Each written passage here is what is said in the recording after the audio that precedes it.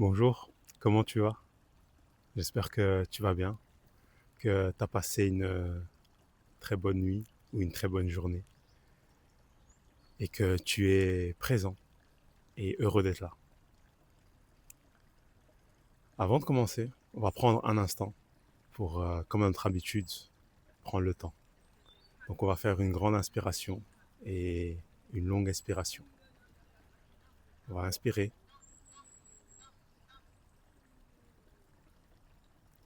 et on va expirer lentement.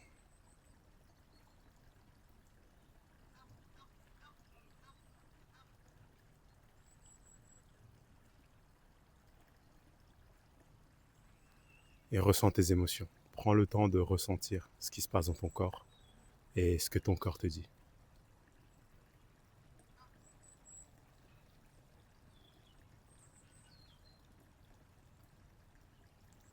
Maintenant que tu as pris le temps d'être présent et d'être aligné avec toi-même quelque part, aujourd'hui c'est une vidéo un peu spéciale. C'est que j'aimerais remercier tous les gens qui, quelque part, agissent dans l'ombre. Il y a une théorie, entre guillemets, qui dit qu'il y a les donneurs et il y a ceux qui prennent. Il y a quelque part les dominants et ceux qui sont dominés, pour faire un très très gros raccourci. Et donc il y a les travailleurs de l'ombre qui, qui travaillent et qui permettent quelque part au système et aux choses de fonctionner sans que personne ne les voie, sans que personne ne reconnaisse la valeur de ce qu'ils apportent, mais sans qui rien ne tournerait. Un exemple qui est assez parlant, ce sont souvent les mamans dans les familles qui prennent la charge des enfants, par exemple, qui s'occupent de tout, qui se réveillent le matin, cuisinent, préparent les enfants, les amènent à l'école, vont travailler, rentrent, cuisinent, s'occupent du ménage et sans qui rien ne tournerait. Et pourtant, lorsqu'on regarde, tout se passe bien. Mais ce sont des travailleurs de l'ombre et parfois, on ne leur dit pas merci. Et donc, je voulais prendre un instant pour, euh, pour remercier tous ces gens-là. Que ce soit les mères de famille, les pères, les amis, tous ces gens qui donnent sans compter et dont le plaisir des autres apporte du bonheur. Mais hier, j'ai eu l'occasion de lire un article qui, quelque part, a résonné en moi. Parce que je dirais que je suis l'un de ces donneurs d'ombre qui donnent quelque part sans compter et qui parfois, je donne mon être au lieu de donner à l'autre.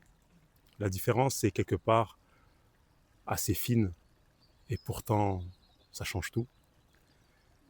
Et pour imager ça, je vais donner un exemple d'une situation, entre guillemets, qui est assez parlante.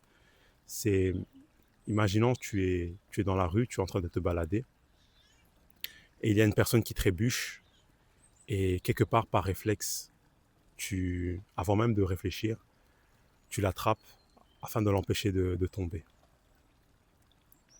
Et cette personne peut soit te remercier, ou soit elle peut juste prendre ton acte comme étant un acte banal et continuer sa route. Si elle te remercie, peut-être que tu vas ressentir, voilà, personnellement, lorsqu'une personne me remercie, je suis toujours heureux. Mais si elle ne le fait pas, que se passe-t-il? Qu'est-ce que tu vas ressentir? Et c'est là où est toute la différence. Des fois, je donne et je ressens la gratitude de la personne et ça me fait du bien. Et des fois, je donne et la personne est quelque part indifférente ou ne se rend pas compte de la valeur de ce que j'ai donné. Et ça me crée un sentiment de, quelque part, limite, je regrette d'avoir donné. Et c'est le regret qui fait la différence. C'est-à-dire que des fois, je donne et rien que le bonheur de l'autre me suffit. Et des fois, j'ai besoin de recevoir le retour. Et quelque part, ce n'est pas mon cœur qui donne, mais c'est mon ego qui donne. Et lorsque l'ego donne, en fait, il s'attend à avoir un retour. Et quelque part, ce n'est pas l'autre qui est au centre du don, mais c'est moi. Il y a une phrase qui me parle énormément Et même si c'est un peu hors sujet, c'est dans l'amour, quelque part, il y a deux types d'amour. Il y a l'amour pour l'autre et il y a aimer l'autre pour l'amour qu'on voit dans ses yeux. J'aime la manière dont tu m'aimes. Cette phrase, est-ce aimer l'autre ou est-ce s'aimer soi à travers le regard de l'autre? Et c'est un peu toute la question. C'est-à-dire que pour toi, qui as tendance à donner, ou peut-être lorsque tu donnes, est-ce que tu donnes une partie de toi en espérant un retour ou est-ce que tu donnes à l'autre? Et à ce moment-là, rien que le don suffit à te rendre heureux. Et à la lecture de l'article, ben, ça a fait écho en moi et je me suis dit que c'était un message qu'il était important de partager.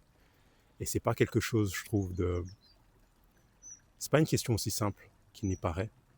Parce que moi, personnellement, quand j'ai fait cette réalisation-là, ben, ça m'a créé comme une boule au ventre. Parce qu'il y a parfois des vérités qui résonnent bien plus fort qu'on aimerait. Et donc voilà, c'était le message du jour. J'espère qu'il t'a apporté quelque chose. Et merci encore d'avoir pris le temps de m'écouter, d'avoir pris le temps d'être présent avec moi. Et je te souhaite une très très très très bonne journée. Et au plaisir de te revoir demain pour un autre message et un autre partage. Mais avant ça, ne pars pas tout de suite. Je pense que je vais te partager l'endroit où je suis. Parce que je trouve que c'est un endroit magnifique. Je suis à bord d'une forêt. Et comme tu peux voir, ben, il y a une petite fontaine. Il y a un petit étang. Et c'est juste magnifique. Nous sommes début novembre, mais regarde-moi cet arbre. Regarde-moi ces couleurs. Des fois, je prends le temps de juste apprécier la nature et apprécier les cadeaux qu'il me donne à chaque instant. Ça m'emplit de joie, ça m'emplit de bonheur et j'ose espérer que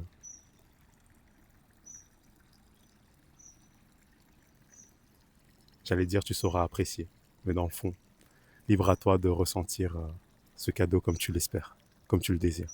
Allez, je t'embrasse et à très bientôt. Bisous.